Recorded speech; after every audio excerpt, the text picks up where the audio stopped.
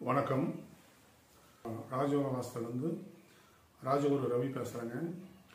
நம்ம ஒரு 2-3 தலைமுறையாக சேலம் மாவட்டம் ஆத்தூரில் ராஜயோக வாஸ்து பண்ணிட்டு வரோம். தமிழ்நாடு முழுக்க நான் செய்தி கொடுத்து மக்கள் மேலும் வந்திருக்காங்க. இதில் ஒரு விளக்கம் என்ன கேட்குறாங்க இன்றைக்கி நிறைய பேர் அப்படின்னு ஃபோன் பண்ணி கேட்குறாங்கன்னா, வீட்டுக்கு முன் கிணறு இருந்தால் ஆபத்தா? வீட்டுக்கு முன்னாடி நேற்று கூட ஒரு 2-3 பேர் கேட்டாங்க. நிறையா ஃபோன் கால் வரும். ஏன்னா தமிழ்நாடு முழுக்க ராஜயோக வாஸ்துங்கிற புக்கும் குபேர யோக வாஸ்துங்கிற புக்கும் எல்லா கடையிலும் சேல்ஸ் ஆகுது. அப்படிங்கிற எல்லோரும் பார்க்குறவங்க பூரா அந்த புக்கு வாங்கி பார்க்குறவங்க, வாஸ்து தெரிஞ்சுக்கிறவங்க, வாஸ்து கற்றுக்கிறவங்க, வாஸ்து பற்றி புரிஞ்சுக்கிறவங்க, பல இன்ஜினியர், பல மேஸ்திரி எல்லோரும் ஃபோன் பண்ணி அவங்கவுங்க சந்தேகம் கேட்குறாங்க, பேசுகிறாங்க. அப்படிங்குள்ள வீட்டுக்கு முன் கிணறு வரலாமா வரக்கூடாதா அப்படிங்கிற விஷயம்.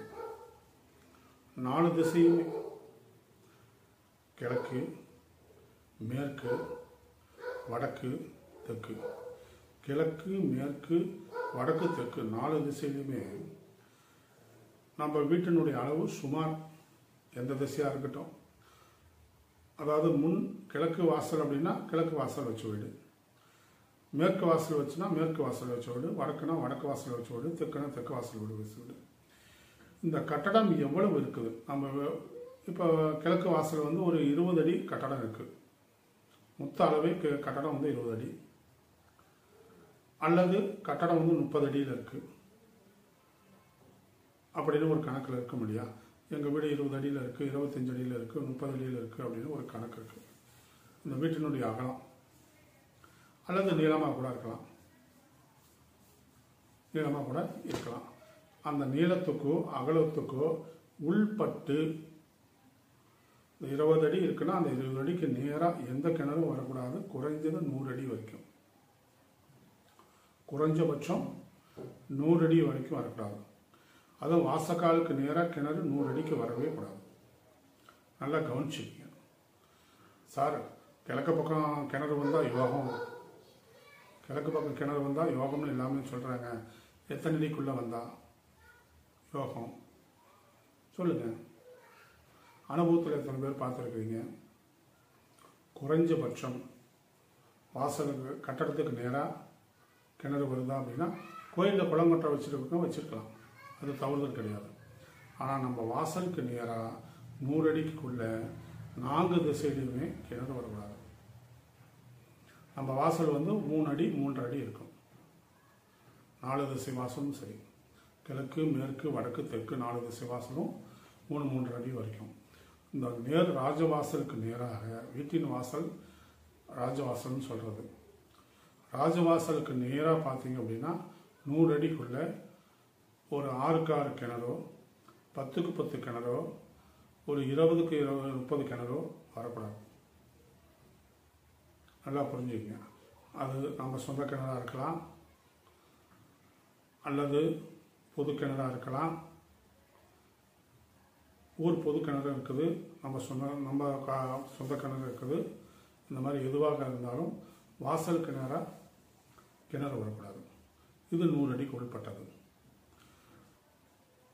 குறைஞ்சபட்சம் ஒரு 100 அடிக்கு அந்த பட்சமாச்சும் கிணறு இருக்கணும். இருந்தால்தான் யோகம்.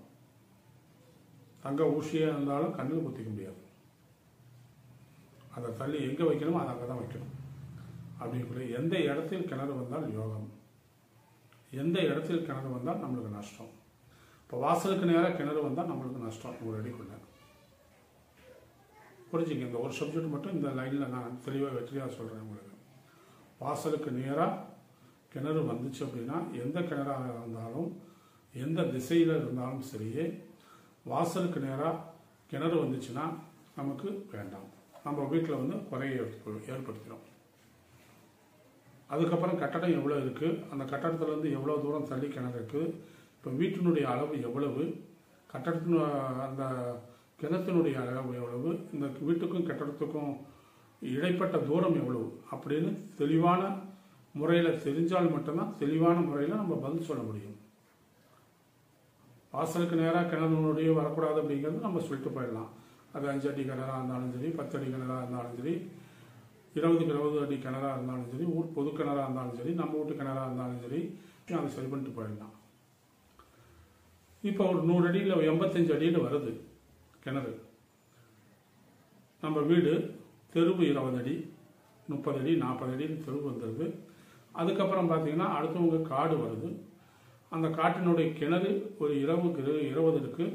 நம்மளுக்கு வீட்டிலேருந்து பார்த்தீங்கன்னா ஒரு 85 அடி, 100 அடி 85 தூரம் வருது. நடுவில் வாசல் தெரு வந்ததுனால நம்மளுக்கு அது வந்து பாதிப்புப்படுத்தாது. தெருவு இல்லாத நம்மளோட சொந்த இடமாக இருந்தது அப்படின்னா நம்மளுக்கு அது பாதிப்புப்படுத்தும். இதுதான் கணக்கு. இப்போ ஒரு கிராமம் இருக்குது, ஒரு டவுன் இருக்குது. இந்த கிராமத்துலேயும் சரி, டவுன்லேயும் சரி, ஒரு கிழக்கு பார்த்த வாசல், வடக்கு தெற்கு ரோடு ஒரு 30 அடி 20 அடி போகுது. அதுலேருந்து அளந்தீங்கன்னா ஒரு 60 அடி 70 அடி தள்ளி தான் கிணறு வருது. வாசலுக்கு நேராக கிணறு வருது. அது ஒன்றும் தப்பு பண்ணாது. அதே அந்த ரோடு வரல, நம்ம சொந்த இடமா இருந்தது, சொந்த காடாக இருந்தது, நம்மளுக்கு அது பாதிப்புப்படுத்தும். அப்போ ஒவ்வொரு விஷயம் அறிஞ்சு புரிஞ்சு தான் நம்ம செய்ய முடியும். வாசலுக்கு முன்னாடி கிணறு வருது அப்படிங்கிறது எத்தனை அடி தூரத்தில் வருது அப்படிங்கிறது கணக்குண்டு. அது அந்த அளவு எத்தனை அடி இருக்குதுன்னு கணக்குண்டு. அந்த மாதிரி இருந்தால் என்ன பண்ணும்? வாசலுக்கு முன்னாடி ஒரு தெருவே 30 அடி தெருவு வருது. அந்த தெருவுக்கு அப்புறம் பார்த்தீங்கன்னா ஒரு ஊர் பொது கிணறு வருது. இப்போ நாங்கள் ஒரு ஊரில் போய் வாஸ்து பண்ணணும். அதனால் கஸ்டமர் ஊரையோ கஸ்டமர் பேரையோ சொல்லலை. என் அனுபவத்தில் நிறைய இடம் அந்த மாதிரி செஞ்சு கொடுத்துருக்கோம். பெரம்பலூர் மாவட்டம், அதில் ஒரு சின்ன கிராமம். அந்த கிராமத்தில் மேற்கு பார்த்த வாசல். அந்த வீட்டினுடைய அளவே வந்து ஒரு 15 அடி தான். 15க்கு ஒரு 40 அடி வீடு, மேற்கு பார்த்த வாசப்படி. ஊர் வந்து கிராமம், இருந்தாலும் ஒரு 30 அடி தெரு. இந்த 30 அடிக்கு அந்தாண்ட தான் அவங்களுக்கு ஊர் பொது கிணறு வருது, ரவுண்டு கிணறு. இந்த வீடு வந்து ஒரு 15 அடி இருக்குன்னா அந்த கிணறு ஒரு நேருக்கு நேராக ஒரு 15-20 அடி வருது, ரவுண்டு கிணறு. பக்கத்துலேயே தண்ணி டேங்க் வச்சு அந்த தண்ணியை எடுத்து அந்த கருப்பு டேங்கில் விட்டு ஊருக்கு பூரா விநியோகம் பண்ணுறாங்க. மோட்டர் வச்சு எடுத்துக்கிறாங்க, தண்ணி சேர்ந்திக்கிறாங்க. இந்த வீட்டில் ஒரு 15 வருஷமாக அந்த அண்ணன் தம்பிக்கு பாகம் பிரிக்குள்ள அந்த வீடு கட்டியிருக்காரு. கட்டி ஒரு 15-17 வருஷம் ஆச்சு. 4 பேர் இறந்துட்டாங்க அந்த வீட்டில். ஒருத்தர் சுருக்கு போட்டு இறக்குறாரு, அந்த வீட்டு ஓனர் சுருக்கு போட்டு இறக்குறாரு, பெரியவர். அதுக்கப்புறம் அவங்க வீட்டுக்காரமாக உடம்பு சரியில்லை, இறந்து போகுது. அதுக்கப்புறம் அவங்க மக ஒன்று இறந்து போகுது, அவங்க பேரை ஒன்று இறந்து போகிறாங்க. இப்படி 4 உயிர் ஒரு 16 வருஷம் 17 வருஷத்தில் இறந்து போகுது. அப்புறம் அந்த வீட்டில் அவர் வந்து இருக்கிறவர் என்னை கூப்பிட்டு கேட்டாங்க, சார் இந்த மாதிரி எங்களுக்கு வேறு இடம் இருக்குது, நீங்கள் வாஸ்து பண்ணி கொடுங்க அப்படின்னாலும் வேறு வீட்டுக்கு பண்ணி கொடுத்து அவங்க நல்லா இருக்காங்க. இந்த பழைய வீட்டுக்கு அதுக்கப்புறம் அவங்க வந்து சேல்ஸ் பண்ண சொல்லிட்டோம். ஏதாச்சும் ஆட்டுப்பட்டி மாட்டுப்பட்டி வச்சுக்க, இல்லைன்னா சேல்ஸ் பண்ணுங்கன்ட்டோம். அவங்க அந்த இடத்த சேல்ஸ் பண்ணி வாங்கினவங்க மாட்டுப்பட்டியாக யூஸ் பண்ணிக்கிறாங்க. அந்த மாதிரி வந்து ஒரு சில விஷயம்லாம் இருக்குது. ஏன்னா ஒன்றுமே பண்ண முடியாது. ஒரு சில விஷயத்தை வந்து ஒன்றுமே பண்ண முடியாது.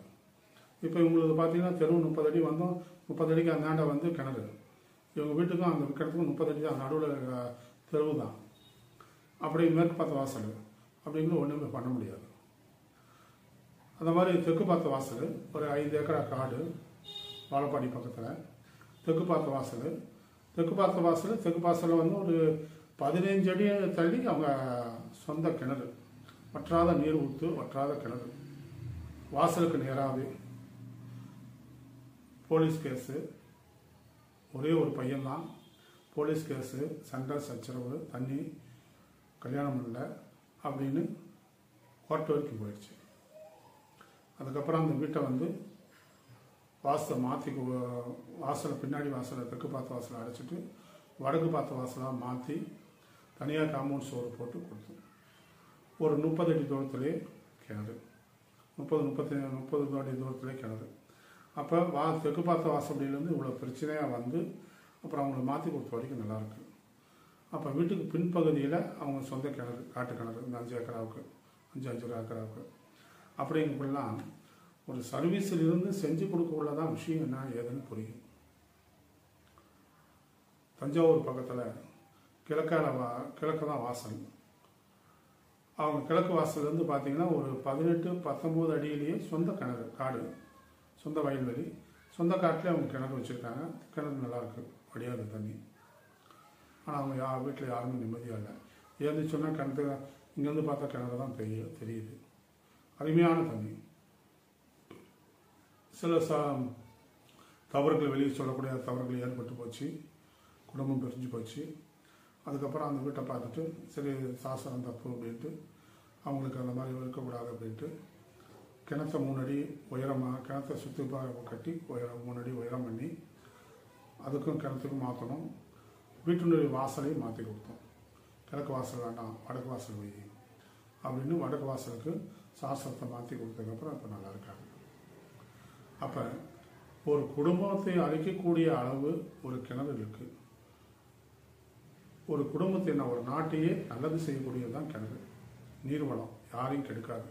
ஆனால் அந்த நீர்வளத்தை பக்கத்தில் கொண்டாந்து வைக்கக்குள்ள கெடுத்துருக்கு.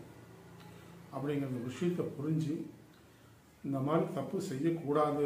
மக்கள் தெரியாத செய்தி இருந்தாலும் அதில் திருத்தி வாங்கணும்னு சொல்கிறதுக்கு தான் இந்த வீடியோ பதிவு.